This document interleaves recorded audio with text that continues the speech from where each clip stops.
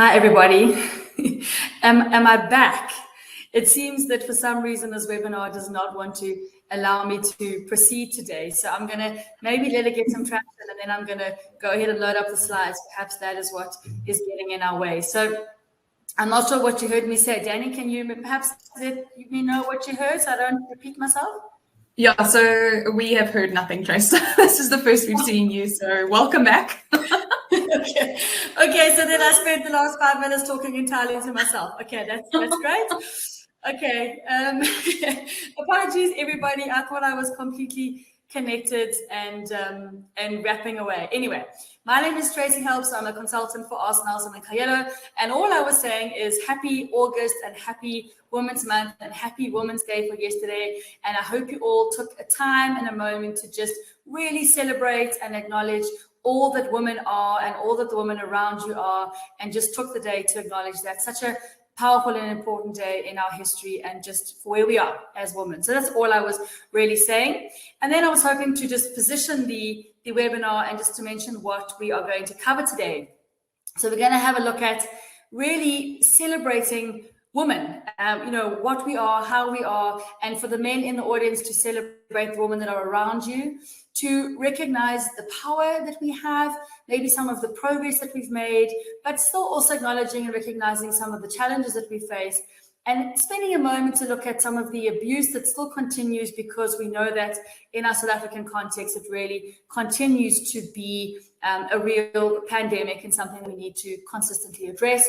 And how do we reach out and stand up for ourselves and those around us? So that's the conversation that we are going to have today. So I'm going to go ahead and try and load up again at the risk of losing you. If it fails this time, I'm just going to quit trying, and I'm going to ask Danny to guide us through the slides, and I'm going to abandon it or not use them at all. So give me a second while I try this again. In the meantime, it would be awesome if you grabbed your cell phones, because we're going to try and launch with a bit of a chat here, with a bit of a Slido. So many of you will be familiar with Slido already. All you need to do is grab your cell phone, and it's going to ask you to either scan the hashtag and go into the Slido, and you can answer my question, or you can go to slido.com and put in that number 800-210, and it will prompt you to answer the question. So the question I'd like to start with, and this really needs to be a celebration, but what is it that is fantastic about women? So I'd love you to drop in here all the things that are exciting and fantastic and wonderful about women. So this is completely anonymous. I cannot see who's answering. Nobody can see who's answering. So I'd love you to blow up the screen in real celebration of the powerful, amazing, beautiful women that are around you. And I just love that comment was the first one in. I love my curves. I think a big part of celebrating women is celebrating exactly what we are and how we are. And I have a bazillion curves, I'm sure many more that I'm supposed to have and in places they're not supposed to be. But actually that defines me as a woman, as a mother, as a slightly older woman. So let's celebrate all those things that we are. Our strength, our power, our uniqueness, we can multitask, absolutely. Our tenacity, our resilience, we're beautiful. I love that when I caught it and I lost it. I love that I can reproduce a human being. Absolutely. Isn't that the kind of the crowning celebration of femininity, or certainly one of them, is that if we choose to, we can hopefully have those babies. I know not all of us are as blessed as that, but certainly one of the defining aspects of femininity. We're phenomenal. We can laugh. We're loving. We're mothers. We're nurturing. We're phenomenal. Absolutely. We're flexible, gentle. I love the contradictions here. We're gentle but powerful. We're tenacious and persevering, but we're gentle. Someone said we're brave, influential. Absolutely. Never forget that women are raising the next generation. So we are defining, not alone, I mean, dads and men are present too, but in part, women are still more responsible for raising children than their male counterparts. So we know that women are raising, they're defining the next generation, the young people that are going to lead us into whatever comes next. And through whatever comes next, we're raising them, we're defining that. So certainly so influential. Let's pick out some others that I really like. We wear various hats, absolutely. So we're mothers and sisters and friends and leaders and workers and nurturers and housekeepers and CEOs, and we wear all of these hats very often simultaneously. So I'm just loving this. Keep it coming in. Danny, I see that 78 people have participated. How many people do we have on the call? How much time do I need to allow for this celebration? Because I could let it run all hour. Tracy, we've got just over 400 people on the call, so oh wow, okay, so I'm not going to wait that long. Okay. Brilliant. Okay, I'm going to give it till we get into the 90s, and then I'm going to close this off, but keep it coming in for the next few moments, because I really do want to position this as a celebration of all that is female, and certainly August is all about that, celebrating everything that is the epitome of female and woman and femininity and all of those wonderful things. And I think a vein or a trend that hopefully will come through this conversation today is that it really is about celebrating what is intrinsically feminine. And when I was putting this deck together and I was adding flowers and pink, part of me was thinking, am I leaning into the stereotypes? Am I defining women in a certain way? And the other half of me was saying, but hang on, if women enjoy pink and turquoise and those colors and they love flowers, that is intrinsically feminine. Not that all women are going to like those things. Some are not going to like those things. I think what is so important is that we're able to value, genuinely, equally value what is intrinsically feminine and female, and not shy away from it simply because it's feminine and female. So there is lots of pink and lots of flowers, and maybe that's my version of femininity, doesn't have to also be yours. Okay, so let's look at a few more of these before I shift us on. We have faith, yes. We're determined that we're going to get through and make it happen. We support those around us, absolutely. We can play mom and dad. We know that more than half of South African households are without fathers. So yes, women are giving on every level. We're patient, absolutely. Although I must say in my household, I think my husband is actually more patient than me in many circumstances. Okay, that's brilliant. I'm going to wait for one more to get us to around 100, and I'm going to move us on. Who's going to be the last in? Our wonderful curves were the first in, and let's see who's going to be the last in. There's a race on between two people that are tapping. Who is going to win, and am I going to see it? Oh, I don't even see where it went, but that must have taken us over the 100, or 100 people have participated maybe more than once. Okay, brilliant. Thank you so much, everybody, for that celebration. I think that all of this is absolutely true and wonderful, and I hope that you recognize all of these beautiful qualities in yourself. And that takes me to 100. So 100 people have participated in giving us all of these comments. Thank you so much for that. And I hate to move us on, but I have to. Okay, so really just to recap, happy Women's Day, happy Women's Month. I hope that you are celebrating and identifying all of those things in yourself. If you're a woman, and if you're a man in the audience today, celebrating, identifying those things in the women that are around you. It's so easy to go, oh, look, Women's Day, let's eat some pink cupcakes and have a glass of pink bubbly champagne, and not actually focus on genuinely celebrating the strides that women have made in only a few decades, and also the incredible strength and beauty that they bring. So happy Women's Day. You're all absolutely amazing. Just to reflect for a moment on the genuine power of women, because we don't want to forget. It's only a few short decades ago, my grandmother was 99 and a half years old when she passed. And I have to remind myself regularly that in her lifetime, women didn't have the rights and the positioning that they have now. And my husband's found this incredibly irritating game show that he likes to watch from somewhere deep in the 70s. I would imagine around 1975, or maybe even closer to the 80s. And you just look at how women are positioned in this game show, and how the male host interacts with them and kind of leans on them and calls them lovey and sweetie and my darling, and all of these very diminutive terms, and how the women are dressed very scantily the ones that are sort of showing off the prizes, and they're clearly there just as eye candy, and how actually deeply and profoundly offensive it is.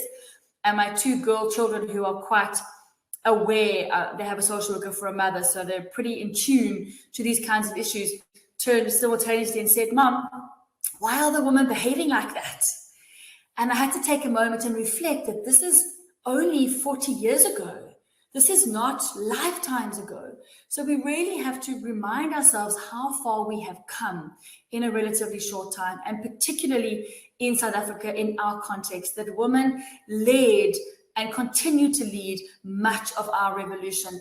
And for that, they should be celebrated and applauded every day, not just on Women's Day or in August. But women lead their homes. We raise our children. We continue to be predominantly responsible for the raising of children. We run businesses at the same time as we raise children and lead our homes. And we have led revolution all over the world. And if we take a moment just to look at the Ukrainian crisis, we see women leading their families out of a war zone, across borders, often without husbands and partners and brothers and fathers, with just women and children, getting through that and getting their children over a border and safe in the most challenging and dire circumstances. So women continue to lead revolution around the world, but most importantly, always just to take a moment and acknowledge the history from which we come in South Africa, and how important it is that we do not ever forget that women were very important in leading that change. Some interesting facts though. As much as we celebrate women, there are still a lot of challenges.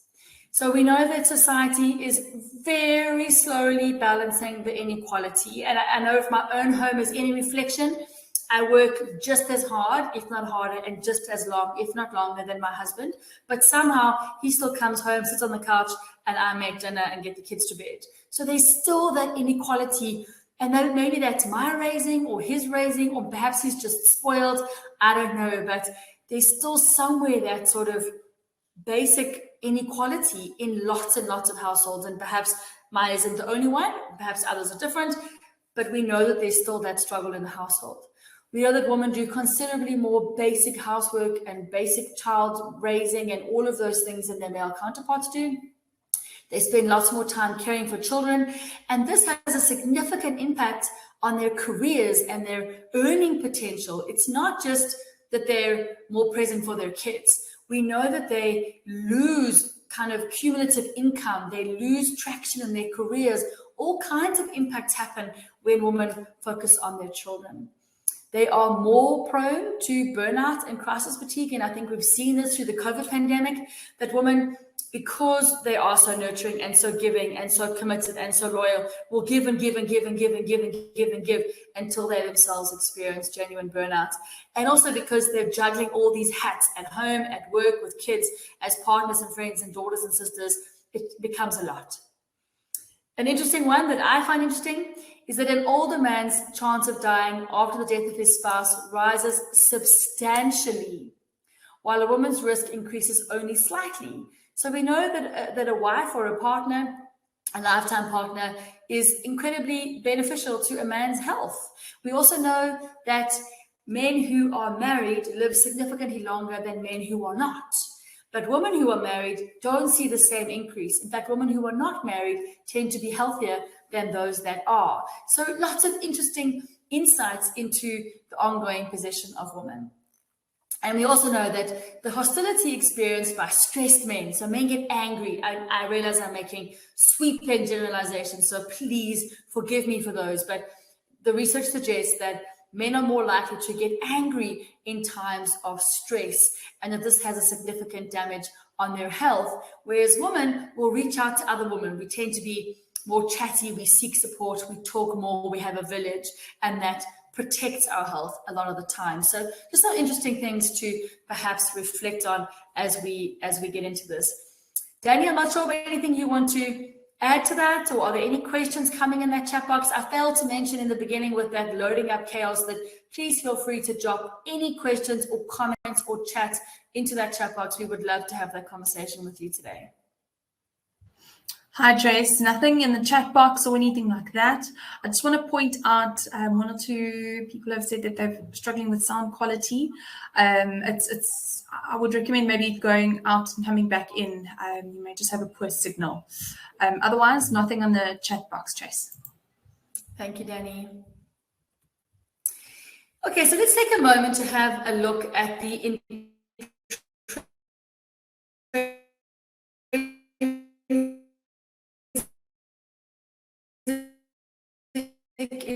maximize those strengths at the same time as we acknowledge and support the vulnerabilities. And like I was saying at the beginning, this is really about celebrating what is essentially female, feminine, what power do we bring? And that's also about acknowledging those vulnerabilities. We don't have to pretend that they are not there.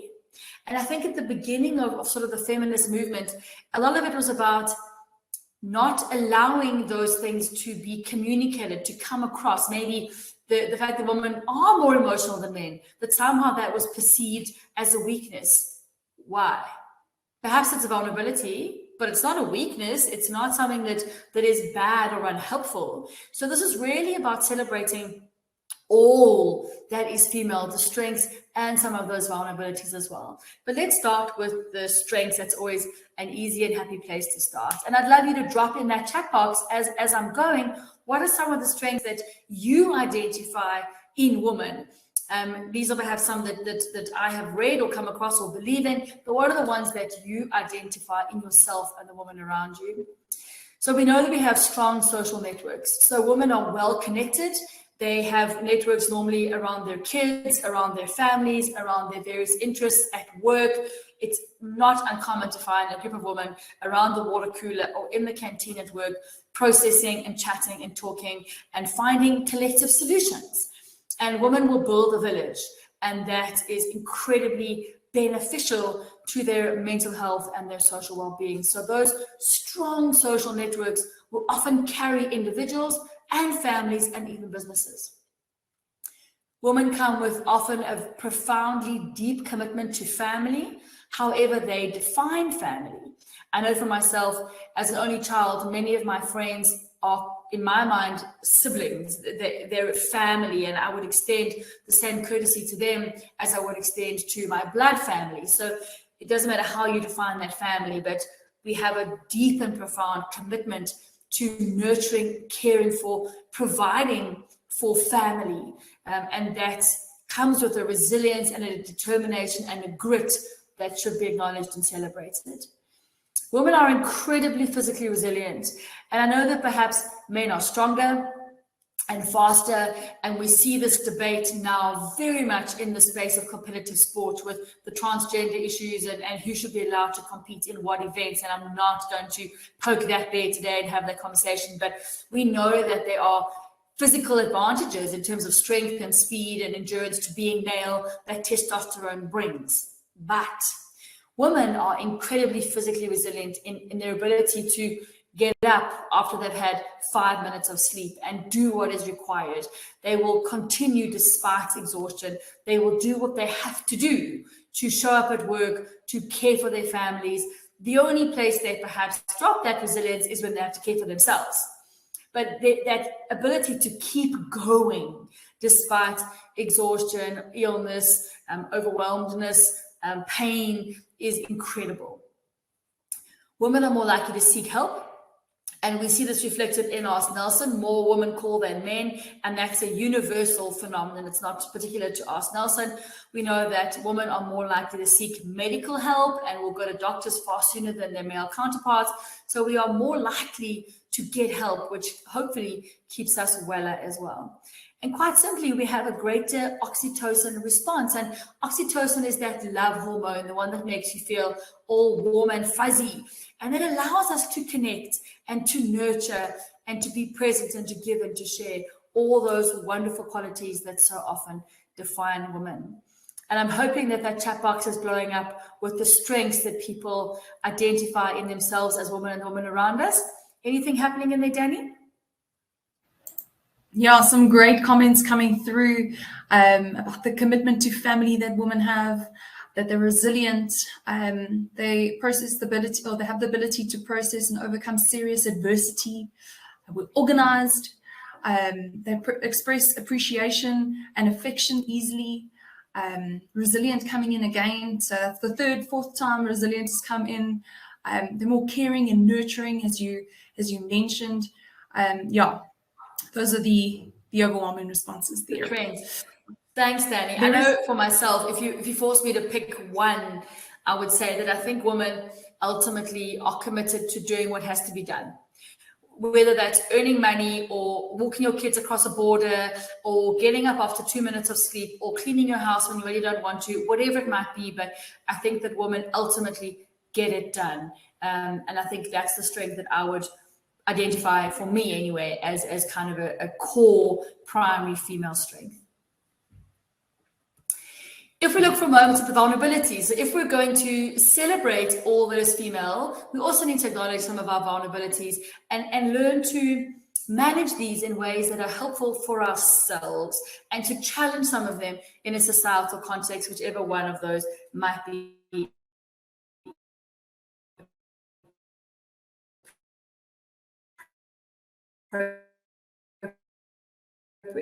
So we don't necessarily mean that we should. So multitasking is one of the core factors in burnout. It's actually neurologically, cognitively impossible to genuinely multitask. When you're focusing on one thing, you actually can't simultaneously focus on something else. It's impossible. It's why when you're driving, you're trying to find an address, or you're a bit lost and confused, you'll turn the radio off because you actually can't listen properly to the radio and navigate simultaneously. So your brain can't do that. What women are doing, though, is they're cycling their attention very rapidly. So they're focusing attention on 1, 2, 3, 4, 1, 2, 3, 4, whereas men will hyper-focus on 1 and then disengage and hyper-focus on 2. So it's a very different way of paying attention. But that juggle and that ability to swap attention so quickly is a strength, but it's also vulnerability in that it contributes significantly to burnout.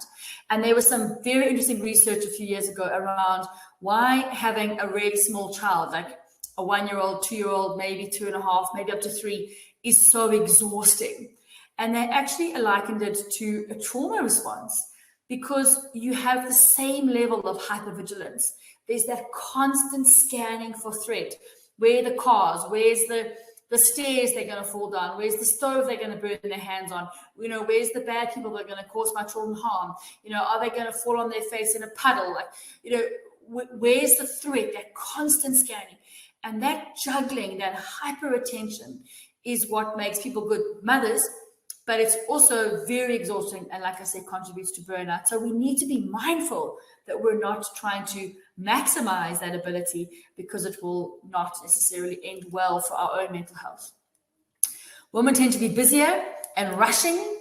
And I know in my household, my husband's forever like, just slow down. Can't you sit down? Can't you be still? And the answer quite simply is no. I have zero ability to be still as a woman and as an A-type.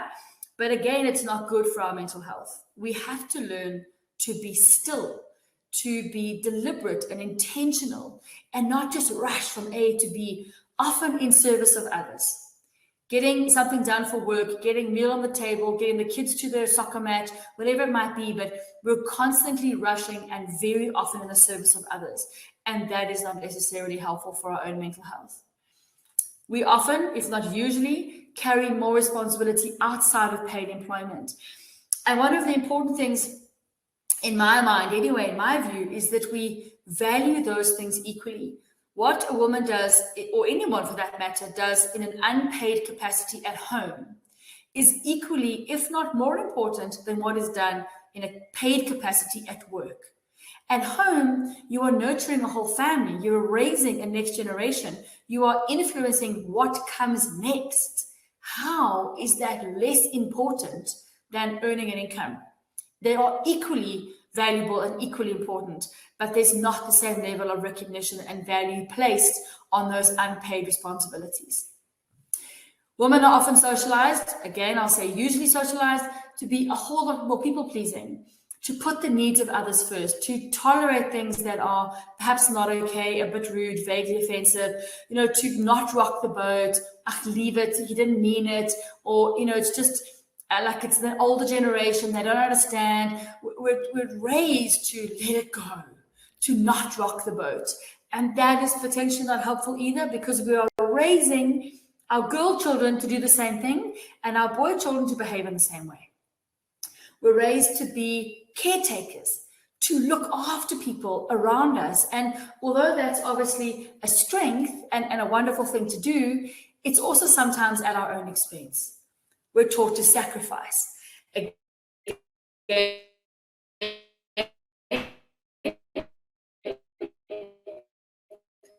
We give up a lot. I share my stuff and they break it. And those are sacrifices that I'm happy to make. But at some point, it becomes too much. At some point, we need to be able to be in choice and say, I choose to sacrifice this, but I choose not to sacrifice that. Not be so socialized into surrendering everything that we are and that we have in the service of others. We're often living up to prescribed social expectations that we should talk a certain way, look a certain way, behave a certain way, and in so doing, shut down who we are. And I want to say it 100 times today that how people express their femininity is entirely individual and up to you. And what I experience as feminine may very well not be how the next person experiences feminine. And that's the whole point, that we are able to be people who happen to be women and men who happen to be men. I mean, people who happen to be men, not people who are so raised into these radically prescriptive gender expectations that we can't just be who we are. And one of the greatest vulnerabilities, perhaps, and we see this so much, and I'm sure if I give Danny a moment after this to reflect on this, we see that women, especially in a workspace, do not prioritize self-care.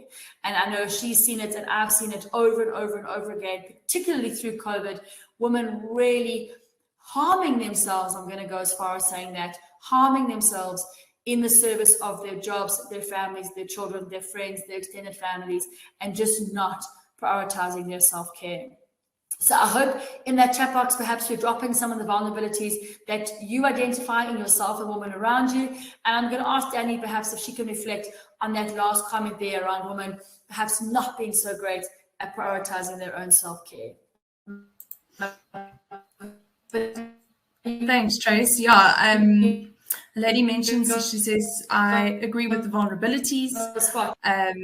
Because our cups are so full and we're so busy being busy and people pleasing, it hardly leaves any space for important things like focusing on your goals and things like that. So I think you touch on how important it is then to insert time for self-care and put that on your priority list and higher up than where it is now. If it means booting one or two other things off the priority list, I mean, that's totally okay. That is totally okay, because if we want to continue to be nurturers and givers and all of these things, our cups have to be full first. And we're all familiar with that saying, you can't pour from an empty cup. So it is important that we take care of ourselves first in order to continue to be able to be all of these wonderful things if we so choose to do that. Anything 100%. Else happening there, Danny, that you want to raise to my attention? There was quite an interesting question earlier in the previous slide. I think it might be beneficial to pose now around the pay gap between males and females. Trace, what in your opinion do you think is the reason why there is such a big pay gap between males and females? I know that you touched that the importance of women and things like Women's Day and things like that. That's 40 years old. This kind of conversation. Why is it still after 40 years? Are we still sitting in that same situation?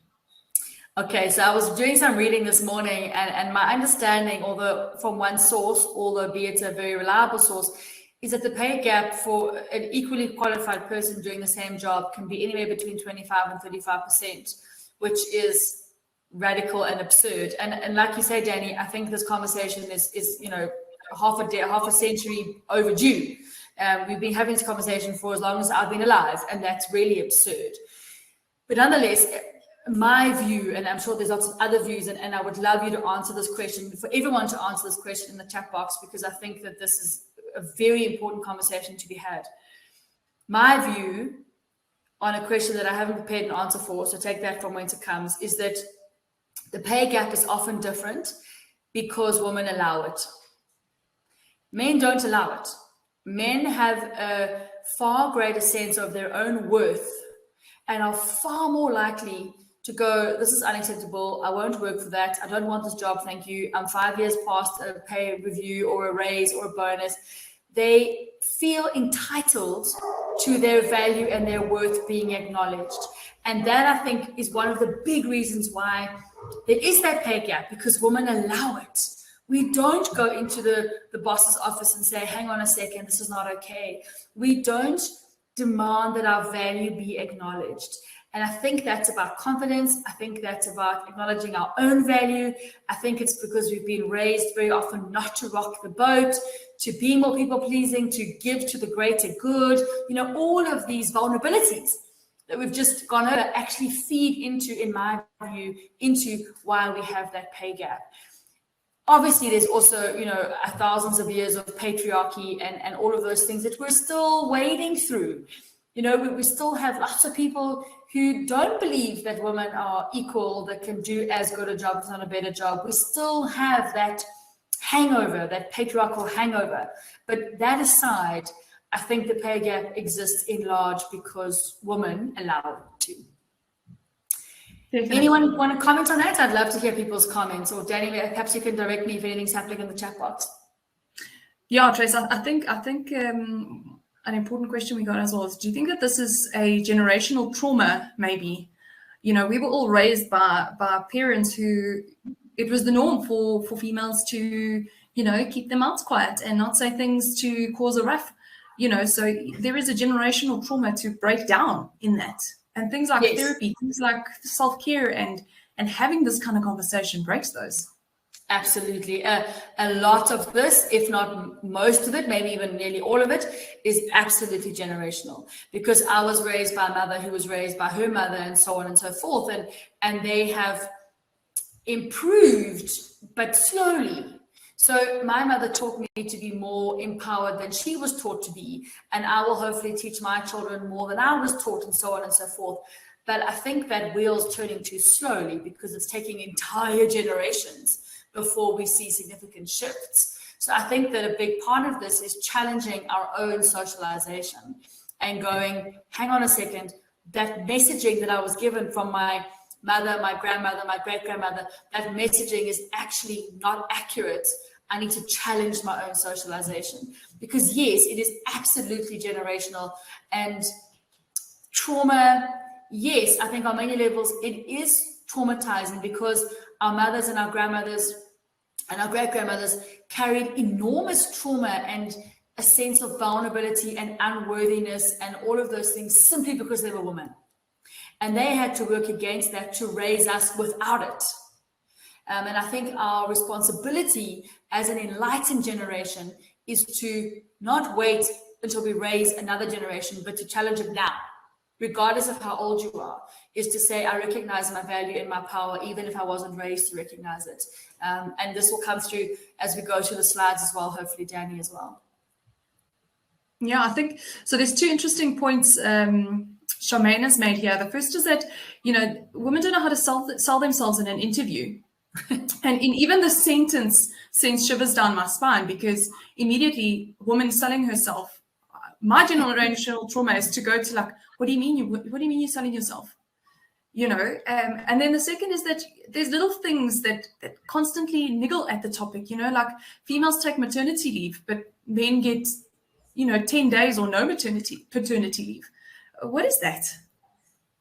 Exactly. And that's why this argument can go in both directions. If women are getting whatever it is, 3 months maternity leave, why aren't men getting 3 months paternity leave?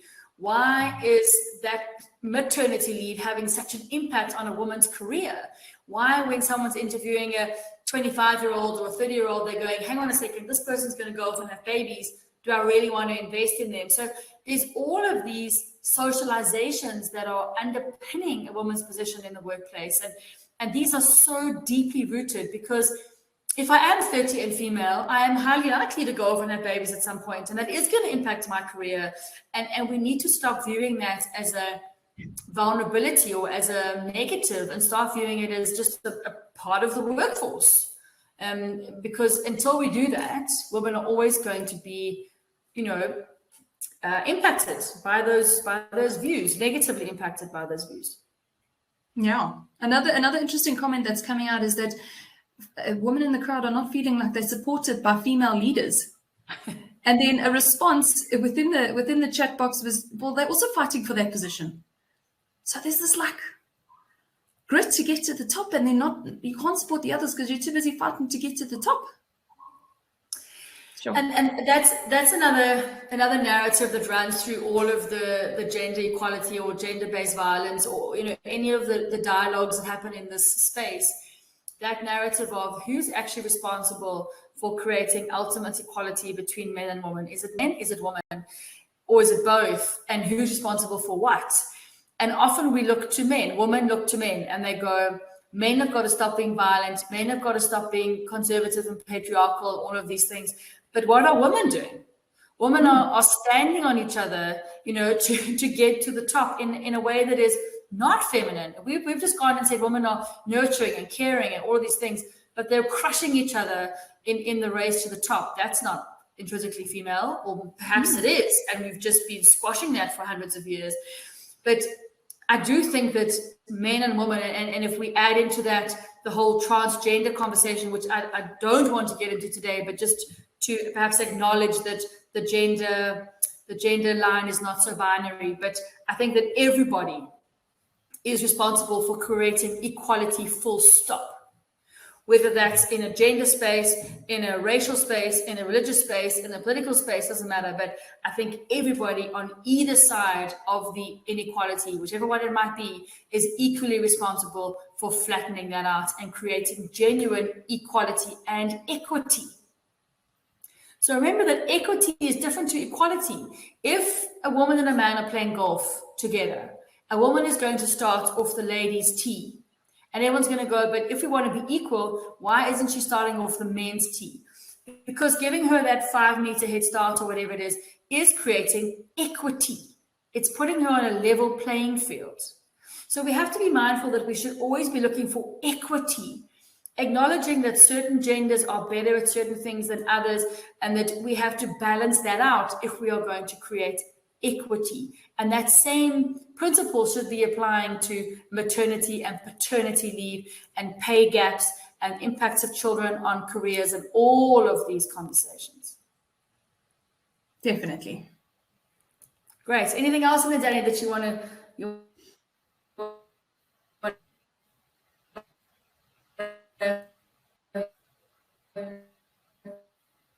I think that's it for now, Trace. Yeah.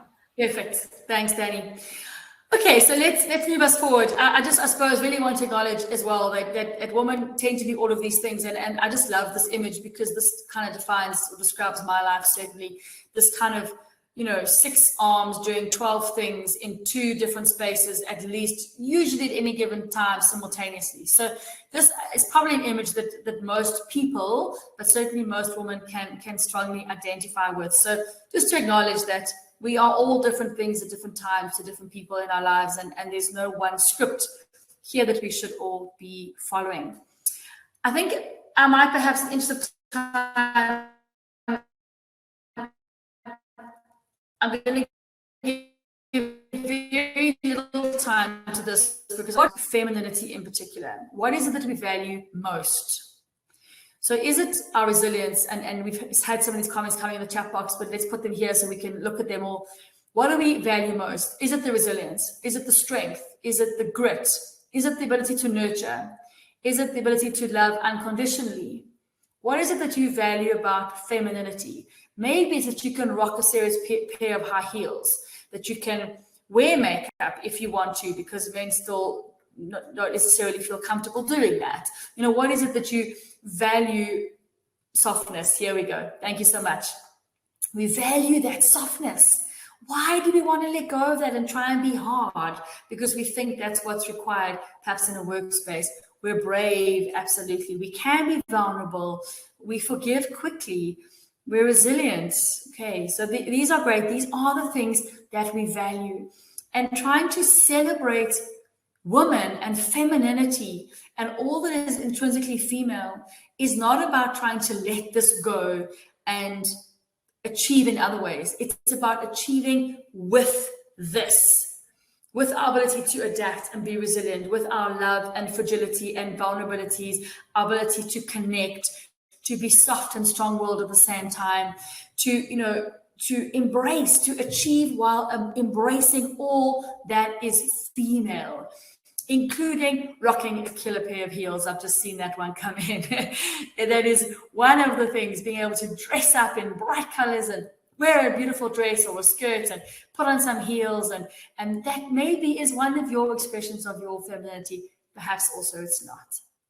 We're able to forgive. We're able to lead with heart, but also with really sharp minds as well. And I think that's one of the beauties of women, is that we are able to lead with our intelligence, but also with our heart. And I would add to that, with our intuition, that we have an intuition. We have a sixth sense that we can use in our leadership as well. Thinking from A to Z, I like that one too. I think women are very good at seeing the bigger picture. And in fact, that is fact. Women are hunters and gatherers. We collect all the information, we collect all the people, and then we process all of it, and we talk about it a whole lot, and we use thousands of words, and then we get to an answer. Men will hunt. They'll go into one thing, they'll hyper-focus, like I was saying before. So women are often better at bigger picture thinking than their male counterparts might be. Okay, soft and strong. I like that. Enduring menstrual pain, absolutely, while we still show up. I mean, isn't that the very epitome of what it is to be female? Enduring some of the challenges while still just, okay, I'm going to keep going in the background, but in interest of time and allowing this great conversation, I'm going to move us on. I just love that one. We rise up every time. And I think that is the God's honest truth, is that when the chips are down, the women stand up. And that should really genuinely be applauded and recognized as a genuine strength. Thank you for sharing all of those. And again, I'm going to say it again, I hope you are taking women around you, carrying within them. To spend a moment, as always, acknowledging some of the challenges that exist. And I think we've spoken about this in terms of the pay gap and some of the impacts of maternity leave already. But just to highlight and perhaps raise awareness, because I do believe, as we've just said, this is an ongoing process. We cannot say we have arrived at a place of equality. We certainly have not. Thousands of girl children miss a week of school every month because of period poverty. And this is, again, not a conversation we should be having in 2022. How is it that girls have to miss school because they're menstruating? How is that happening? How is there a 25% pay gap between women and their male counterparts? Like, we still have to acknowledge there is a long way to go to creating genuine equality and equity. We have absurd and revolting and disgusting levels of abuse in South Africa. It is a pandemic. We are amongst the worst in the world, and we can't shy away from that conversation. We have to have it. We have to see it. We have to label it. There is still discrimination. I'm not going to give a young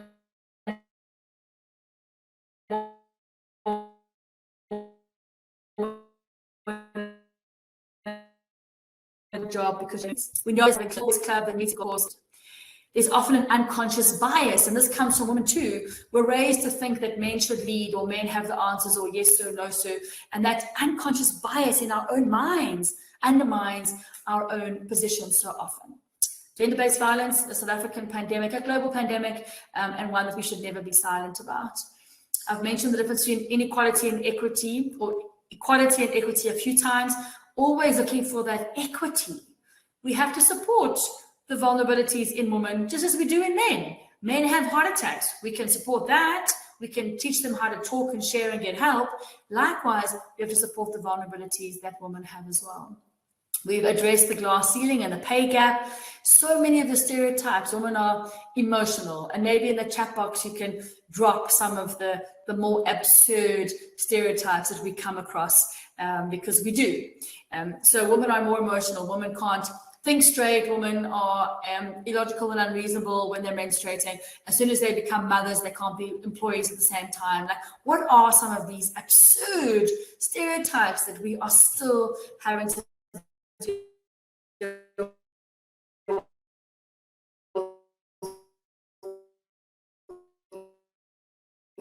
because we need to start really working against those. Good old in the comments, in the tapping of the bum, or the little pinch as you walk past, or that slightly inappropriate hug that's vaguely discomforting for everybody around. That's that old school patriarchy that we have to be able to identify and challenge. And then the objectification. You've only got to watch 5 minutes of any kind of legal series or any kinds of cops and robbers TV show to see that all the women in the show are absurdly attractive, and they're all wearing really short skirts or tight jeans, and their hair is always beautifully blow dried and down when they're chasing criminals. I have never seen an actual policewoman have her hair down when she's working. It's just, how would you do that? So that sexual objectification that exists everywhere in media, even in the workplace. Are women expected to wear high heels and pencil skirts? Or is it actually okay for them to wear, flat shoes and trousers? Or do we expect them to really present in a certain way? We've got to call it what it is, and this is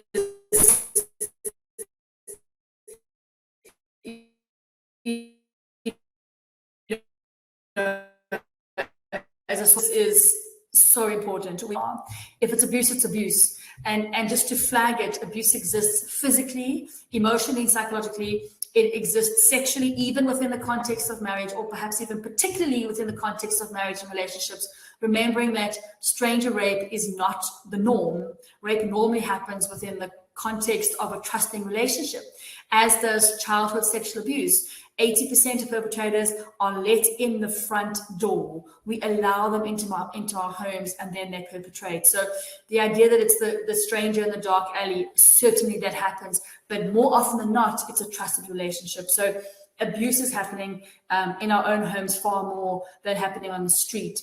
And in fact, in South Africa, an alarming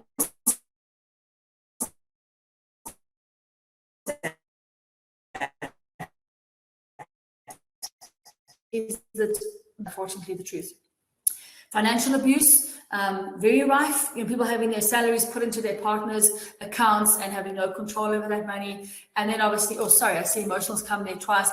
And then the digital abuse as well, the stalking on social media platforms, the sort of slander and degradation that can happen in WhatsApp groups, on social media, wherever it might be. So lots of formats for abuse to happen.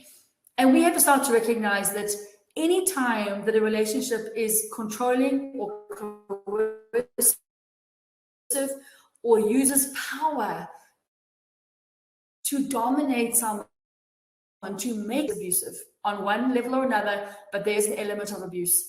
A relationship should never be coercive. It should never make you feel bad about yourself or who you are, or what you've done. And it should never make you feel less than. I shouldn't experience shame or fear or unworthiness in any single one of my relationships, with my partner, my friends, my colleagues, my boss, my minister, my imam, my rabbi. And if I'm walking away feeling a sense of shame or fear or just like fear and that I'm not cared for, that I'm not valued and treasured, I need to examine that relationship. Abusers will nearly always isolate people from their friends and family, so that it's more difficult for them to get perspective on blame. They'll make you feel like you're going crazy, it's your fault, what are you talking about? And that isolation and that grooming and that victim blaming goes a long way in encouraging people to continue to tolerate whatever abuse they're experiencing. We've got to remember, we always have choices. And I really want to encourage you to reach out to your families, to your friends, your colleagues, to the random woman in the street. If you see a woman in distress, we need to reach out, obviously in a way that is safe, and that might involve getting other people to help, but we have to break the silence. A huge part of challenging the pandemic of gender-based violence, whether that violence is verbal, emotional, physical, sexual, doesn't matter, violence is violence. A big part of challenging that violence is going, I will not tolerate it. I will speak up every single time. I will phone the police. I will get support. I will phone the community watch. I'll phone the security company. I will drop a phone number in that person's handbag. I will do something. I will not remain silent. I will not be silenced by my socialization, by patriarchy, by all of these things. I will find my voice every single time. And that can be exhausting when you've got to challenge the joke or challenge the narrative, but we have to reach out. If you are struggling or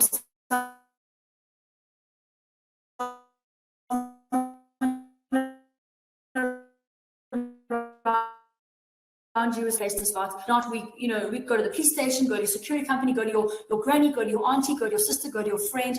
Women have got to be responsible for helping women. One of the most alarming stats in South Africa is that women are very often sent back to abusive situations by other women, by their sisters, their gogos, their mothers.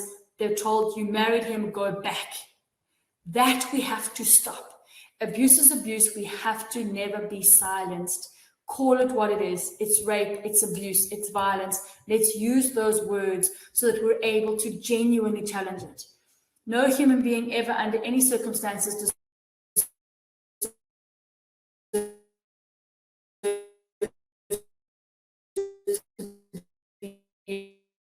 abuse. Name is a big keeping. She hadn't, irritated him when he was drunk. These are absurd notions. No woman ever, no person ever deserves to be on the receiving end of violence of any kind. There is never shame in getting help. Even if you've been married to this person for 10 years and people are going to go, why do you stay there so long? What's wrong with you? There is never shame in seeking help or looking for an escape. And there is help, and there is always a way out, and there are always choices. They might be difficult, but there are always choices. And you just need to take that first step and reach out and get that help for you or for somebody else.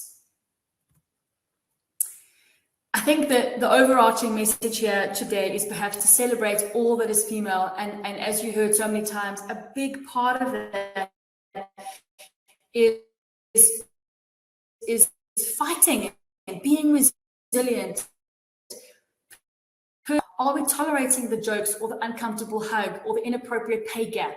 Are we speaking up for ourselves and saying, hang on a second, you need to pay me more, actually? Are we, very importantly, raising our children better? Are we raising boys away from that toxic masculinity and that awful patriarchy? Are we raising girls with a voice, with a definition of who they are, with an intent to live powerful lives deeply rooted in choice? Are we challenging the stereotypes? I don't want to wear high heels, thanks. I want to wear boots, or I want to wear slops. Or are we challenging those stereotypes, or are we just giving into them because it's more comfortable? And are we ultimately challenging our own socialization? Am I looking at the messaging that I have and going, okay, I need to release some of that so I don't pass it on to my sisters, my friends, and most importantly, onto my children? And this is exhausting, but in my view, it is the responsibility of our generation. I'm so grateful for that. I'm blamed on the tech issues in the beginning, but I just want to get to this one for a minute. If we're going to do all of this, we've got to focus on our own wellness as women. And that means building that resilience routine, finding that time for self-care. We cannot pour from an empty cup. Setting boundaries around work and family life and our own personal time and nurturing those things. Learning to say no without feeling guilty. No, I can't do that for you. I don't have to feel guilty because I'm failing as a friend. I can release that guilt. And I think many of us, myself included, need to work on that one. We've got to challenge that socialization when it is harmful to us. I was very much raised to give and to fight. to fight everything. My mother was black sash, highly political, deeply embedded in the resistance movement. And I was taught to fight everything. And I still do that. But sometimes I have to not, because I need to take care of myself first. So sometimes you've got to challenge that socializing.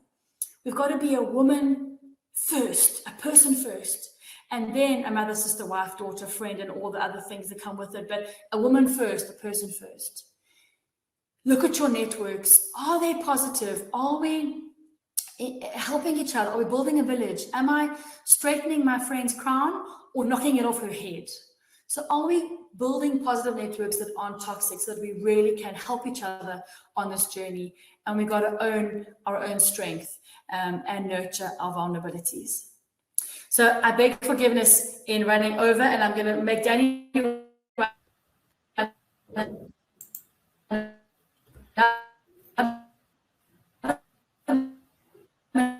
over while she wraps up for us. And if there's any commentary in that box, please share it. But over to you, Danny. Thank you so much for everyone's time and attention. Beg forgiveness on the tech and the time.